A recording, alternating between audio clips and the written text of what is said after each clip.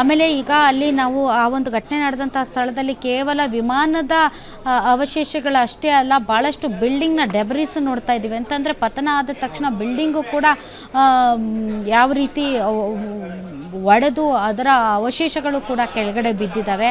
ಇನ್ನೊಂದು ದುರಂತಕ್ಕೆ ಸಂಬಂಧಪಟ್ಟಂಥ ಸುದ್ದಿ ಕೂಡ ಬರ್ತಾ ಇದೆ.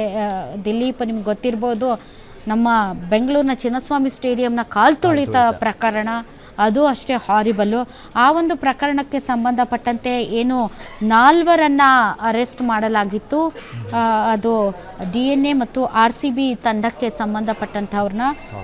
ಅದು ನಿಖಿಲ್ ಸೋಸ್ಲೆ, ಸುನೀಲ್, ಕಿರಣ್ ಮತ್ತು ಶಮಂತ್, ಈ 4 ಕೂಡ ಹೈಕೋರ್ಟ್ ಮಧ್ಯಂತರ ಜಾಮೀನನ್ನು ಕೊಟ್ಟಿದೆ. ತಮ್ಮ ಪಾಸ್ಪೋರ್ಟನ್ನು ಸರೆಂಡರ್ ಮಾಡಿ ಅಂತ ಹೇಳಿ ಮಧ್ಯಂತರ ಜಾಮೀನನ್ನು ಹೈಕೋರ್ಟ್ ನೀಡಿರುವಂಥದ್ದು. ಇದು ಇನ್ನೊಂದು ದುರಂತಕ್ಕೆ ಸಂಬಂಧಪಟ್ಟಂತಹ ಅಪ್ಡೇಟ್. ಇನ್ನು ಈಗಾಗಲೇ ಸುಮಾರು 105ಕ್ಕೂ ಹೆಚ್ಚು ಜನ ಸಾವನ್ನಪ್ಪಿದ್ದಾರೆ ಅನ್ನುವಂತಹ ಮಾಹಿತಿ ಬರ್ತಾ ಇದೆ. ಅಷ್ಟೇ ಅಲ್ಲ, ಇನ್ನು ಆನ್ ಗ್ರೌಂಡ್ ಅಂದರೆ ಆ ಬಿಲ್ಡಿಂಗ್ ನೋಡಿ ಯಾವ ರೀತಿ ಬಿಲ್ಡಿಂಗ್ ಒಳಕ್ಕೆ ನುಗ್ಗಿದೆ. ಅದೊಂದು ವಿಮಾನದ ಅವಶೇಷ ಬಿಲ್ಡಿಂಗ್ ಒಳಗಡೆ ಮತ್ತು ಹೊರಗೆ. ಸೊ ಬಿಲ್ಡಿಂಗ್ ಒಳಗಡೆ ಇದ್ದಂತಹ ಸುಮಾರು 20ಕ್ಕೂ ಹೆಚ್ಚು ವಿದ್ಯಾರ್ಥಿಗಳು ಕೂಡ ಸಾವನ್ನಪ್ಪಿದ್ದಾರೆ ಅನ್ನುವಂತಹ ಮಾಹಿತಿ ಬರ್ತಾ ಇದೆ. ಮತ್ತೊಂದು ಕಡೆ DGCA ಏರ್ ಇಂಡಿಯಾದ ಏರ್ಕ್ರಾಫ್ಟ್ ಬಗ್ಗೆನೂ ಕೂಡ ಬಹಳಷ್ಟು ಪತ್ರಗಳನ್ನು ಬರೆದಿತ್ತು.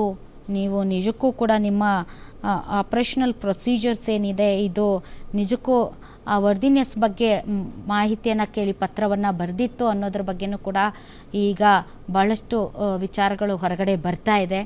ಹಾಗೆ ಅದು ಒಂದು ಘಟನೆ ಆದ ಮೇಲೆ ಎಲ್ಲ ರೀತಿಯಾದಂತಹ ಪತ್ರಗಳ ವ್ಯವಹಾರ ಆಗಿರ್ಬೋದು, ಅದು ಇದು ಹೊರಗಡೆ ಬರುತ್ತೆ.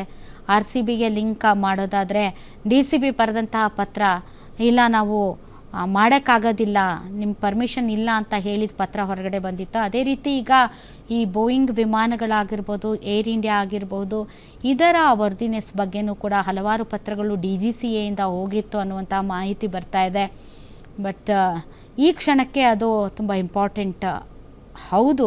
ಆದರೆ ಈಗ ರಕ್ಷಣಾ ಕಾರ್ಯ ಮತ್ತು ಪ್ರಯಾಣಿಕರ ಸುರಕ್ಷತೆ ತುಂಬ ಇಂಪಾರ್ಟೆಂಟ್ ಅಂತ ಅನಿಸುತ್ತೆ. ಇದೊಂದು ಹೃದಯ ವಿದ್ರಾವಕವಾದಂತಹ ಘಟನೆ. ನಾಟ್ ಓನ್ಲಿ ವಿಮಾನದಲ್ಲಿ ಪ್ರಯಾಣಿಸ್ತಾ ಇರೋರು, ಆ ಬಿಲ್ಡಿಂಗ್ನಲ್ಲಿ ಇದ್ದವರು ಮತ್ತು ಸುತ್ತಮುತ್ತಲಿನ ಜನ, ತುಂಬ ದೊಡ್ಡ ದುರಂತ ಇದು. ಇದರಲ್ಲಿ ಬೇರೆ ದೇಶದ ಪ್ರಜೆಗಳು ಕೂಡ ಪ್ರಯಾಣ ಮಾಡ್ತಾಯಿದ್ರು. 242 ಜನರಲ್ಲಿ ಕ್ಯಾಬಿನ್ ಕ್ರೂ, ಪೈಲಟ್, ಕೋ ಪೈಲಟ್ ಸೇರಿ 12 ಜನ. ಇನ್ನು ಉಳಿದಂತೆ ಭಾಳಷ್ಟು ವಿದೇಶಿ ಪ್ರಜೆಗಳು, ಬ್ರಿಟನ್ ಪ್ರಜೆಗಳು ಮತ್ತು ಪೋರ್ಚುಗಲ್ ಪ್ರಜೆಗಳು, ಒಬ್ಬ ಕೆನಡಾ ಪ್ರಜೆ ಸೇರಿದಂತೆ 169 ಜನ ಇಂಡಿಯನ್ಸ್ ಈ ಒಂದು ಫ್ಲೈಟ್ನಲ್ಲಿ ಪ್ರಯಾಣವನ್ನು ಮಾಡ್ತಾಯಿದ್ರು. ಸುಮಾರು 8 ತಾಸಿನ ಒಂದು ವಿಮಾನ ಇದು ಜರ್ನಿ. ಹೀಗಾಗಿ